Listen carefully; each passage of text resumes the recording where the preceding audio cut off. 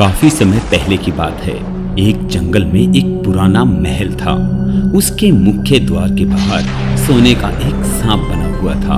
सांप इतनी कुशलता से बनाया गया था कि जीवित लगता था। महल खंडर बन गया था, पर सांप अभी भी चमकदार था। उधर से गुजरने वाले लोग सोने का सांप देखकर लालच में पड़ जाते।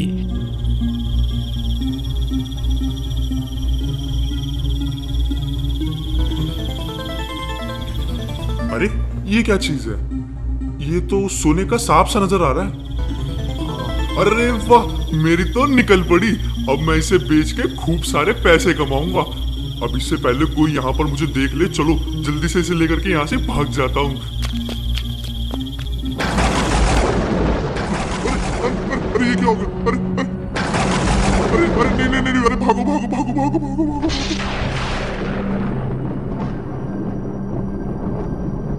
लोग कहते थे कि उन्हें उस महल और सांप की मूर्ति को हमेशा वैसे ही देखा था।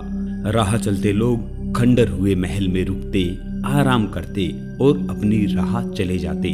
महल किसने बनाया और दरवाजे पर द्वारपाल के रूप में सांप की मूर्ति क्यों बनाई गई, यह बात निश्चित रूप से कोई नहीं कह सकता था। रात काफी हो गई है और ये मुझे खंडर जैसा नजर आ रहा है। आज रात को यहीं रुक जाते हैं, कल सुबह देखेंगे अब क्या करना है। मैं बहुत थक गया हूँ। हाँ भाई, ठीक कहते हो। इतनी रात और अंधेरे में हम जाएंगे कहाँ? क्या पता आगे कोई जंगली जानवर मिले। तो चलो ठीक है, आज रात यहीं सो जाते हैं।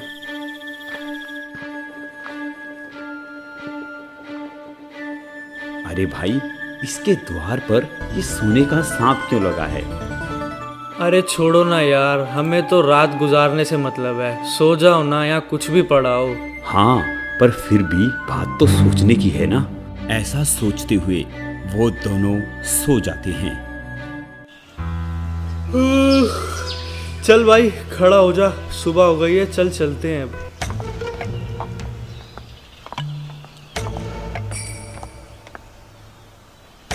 अरे बाबा सुनो, क्या आप यहीं के रहने वाले हो?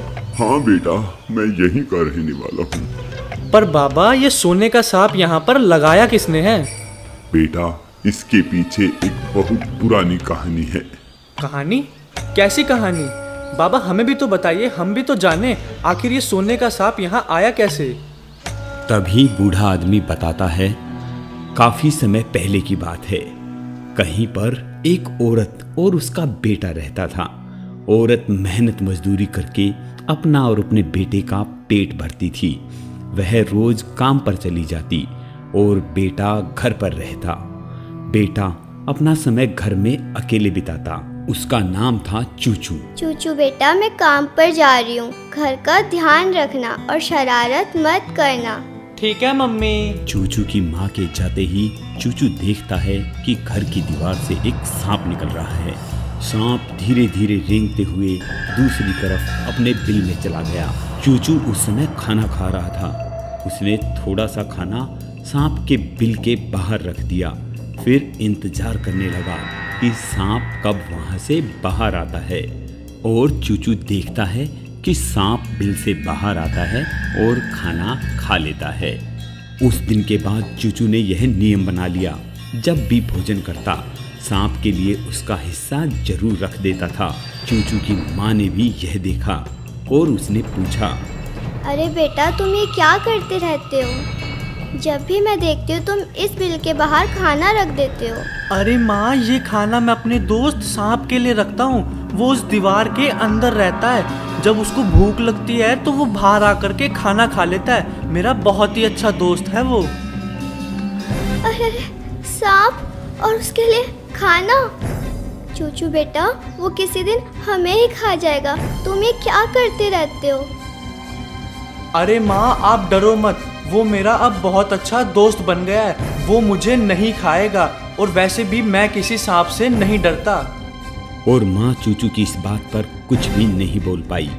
चूचू की माँ ने अपना दिमाग लगाया और सोचा, क्यों ना इस पुरानी दीवार को ही मरम्मत के बहाने तुड़वा दिया जाए।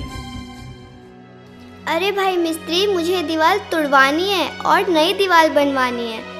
इसे कब तोड़ोगे? पर माँ की ये बात चूचू ने छिपकर सुन ली कि घर की मरम्मत की जाएगी और पुरानी दीवार को तोड़ दिया जाएगा। उसने अपनी माँ से कहा, माँ आप इस दीवार को मत तोड़वाइए। अगर ये दीवार टूट गई तो वो बेचारा सांप आखिर कहाँ जाएगा? वो तो बेघर ही हो जाएगा ना। बेटा ऐसी बात नहीं है, जब इस दीवार को तोड़ेंगे तभी तो नई दीवार बनेगी ना। और तुम तो जानते ही हो इसे मरम्मत की कितनी ज़रूरत है। तो बेटा इस दीवार को तोड़ने दो और इसकी जगह नई दीवार बनाने दो। नहीं माँ, मैं ये बात बिल्कुल भी नहीं मानूंगा। ये दीवार नहीं टूटेगी और अगर टूट गई तो मैं खाना नहीं खाऊंगा और आपसे बात भी बिल्कुल नहीं करूंगा। चल ठीक है बेटा, अब नहीं तोड़वाऊंगी तेरे सांप का घर। अब तो खाना खा ले मेरे राजा बेटा। माँ भी चूचू की जिद के आगे हार गई। उसने उसकी बात मान ली। आखिर दीवार नहीं तोड़ी गई। दिन सप्ताहों में, सप्ताह महीनों में और महीने वर्षों में बदल गए। अब चूचू भी बड़ा हो चुका था और कुछ समय बाद ही चूचू की माँ की भी मृत्यु हो गई थी। इसलिए चूचू एकदम अकेला रह गया था, पर वह अपने सांप मित्र को खाना खिलाना कभी नहीं भूलता था। एक दिन चूचू दीवार के पास खड़ा था, तभी उसने उसमें से एक आवाज सुनी। चूचू, मैं तुम्हारा मित्र सांप हूँ। अब तुम मेरे लिए कुछ मत रखना, क्योंकि मेरा अंत नजदीक आ गया है। तुम बहुत अच्छे हो और मैं तुम्हें जाते समय एक उपहार देना चाहता हूँ। अरे दोस्त, ये तुम क्या कह रहे हो? ऐसे तुम मत कहो, अभी तुम्हारा अंत नहीं आया है। तुम मेरे बिल्कुल पक्के वाले दोस्त हो और दोस्तों में कभी ऐसी बातें नहीं होती है और मुझे किसी तोहफे की भी जरूरत नहीं। नहीं चूचू, मौत को कोई नहीं टाल सकता। लो, अब इसे तुम संभालो। चूचू के देखते देखते दीवार फट गई। उसमें से एक बांसुरी बाहर गिर गई। सांप ने कहा, चूचू, यह जादुई बांसुरी तुम्हारी संकट के समय में मदद करेगी। यह एक परी की है। वह इसे झील के किनारे पर भूल गई थी। मैं इसे किसी अच्छे इंसान को देना चाहता हूँ। और तू तो मेरा सबसे अच्छा दोस्त है ना, और तू एक अच्छा इंसान भी है, तो मैं इसे तुझे देना चाहता हूँ। चूचू ने बांसुरी ले ली। तभी वह दीवार गिर पड़ी। चूचू ने देखा मलबे के नीचे मरा हुआ सांप पड़ा था। चूचू ने उसी दिन गांव छोड़ दिया, क्योंकि अब इस गांव में न तो उसका दोस्त था न उसकी माँ। वह हमेशा बांसुरी अपने साथ रखता था। बांसुरी की सुरीली आवाज से लोग मोहित हो जाते, जैसे बांसुरी में कोई जादू था। उसकी आवाज सुन बीमार लोग अच्छे हो जाते, दुष्टों का दिल दहलने लगता, जंगल में भटके हुए पशु लौट आते। एक बार चूचू किसी गांव के पास से गुजर रहा था। रास्ते में उसने देखा सब खेत जले हुए हैं। उसे आश्चर्य हुआ। उसने वहां रहने वालों से पूछा, बाबा सुनिए, ये यहाँ पर आग कैसी लगी हुई है? चारों तरफ यहाँ पर सब कुछ तहस नहस हुआ हुआ है। आखिर बात क्या है? अरे बेटा क्या बताएं, ना जाने कहां से एक काला बादल आता है। उससे अंगारे बरसने लगते हैं, सारी फसल जल जाती है। चूचू मैदान में खड़ा होकर आकाश की ओर देखने लगा।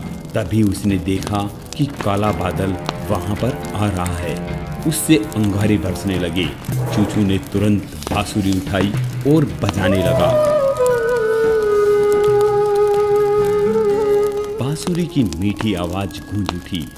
एकाएक अंगारे उछले और बादल में वापस समा गए, जैसे उन्हें किसी ने ऊपर की ओर उछाल दिया हो। सब पहले जैसा हो गया। इसके बाद बादल बड़ी जोर से गरजने लगा। फिर भयानक सूरत वाला एक राक्षस नीचे उतरा। उसने चूचू से पूछा, यह बांसुरी कैसे बजाते हो? तुम्हारी ये बांसुरी बजाने से आज भारी गड़बड़ हो गई। अंगारे धरती से उछलकर ऊपर चले गए। आज तक तो ऐसा कभी नहीं हुआ था। मैं इस गांव के खेतों को और इस गांव को बर्बाद कर दूंगा, पर तुमने ये बांसुरी बजाकर सारा काम खराब कर दिया। तुम यह बांसुरी मुझे दे दो। चूचू समझ गया कि राक्षस उसकी बांसुरी छीनना चाहता है। वह पीछे हटकर जोर जोर से बांसुरी बजाने लगा। राक्षस पागलों की तरह उछल कूद करने लगा। वह बुरी तरह हाँफ रहा था। बंद करो बांसुरी बजाना, मैं बहुत थक गया हूँ। प्लीज तुम इस बांसुरी को बजाना बंद कर दो। चूचू समझ गया कि राक्षस उसके चंगुल में आ चुका है। वह रुका नहीं, उसी तरह बांसुरी बजाता रहा। अब तो राक्षस गिड़गिड़ाने लगा। मैं तुम्हें एक जादुई सेब देता हूँ, इसे जमीन पर फेंकोगे तो तुम्हें एक उपहार मिलेगा। तुम प्लीज इस बांसुरी को बजाना बंद कर दो, मैं जिंदगी भर तुम्हारा गुलाम बन जाऊंगा। कहते कहते उसने एक सेब चूचू की तरफ लुढ़का दिया। चूचू ने फिर भी सेब को नहीं उठाया और वो बांसुरी बजाता रहा। राक्षस ने कहा, तुम आखिर चाहते क्या हो? जो तुम चाहोगे मैं वो करूंगा। मैं तुम्हारा गुलाम बनकर जिंदगी भर रहूंगा। तभी चूचू ने एक बोतल दिखाई और कहा, अगर ऐसी बात है तो तुम जाकर के उस बोतल में बैठ जाओ, फिर ही मैं बांसुरी बजाना बंद करूंगा।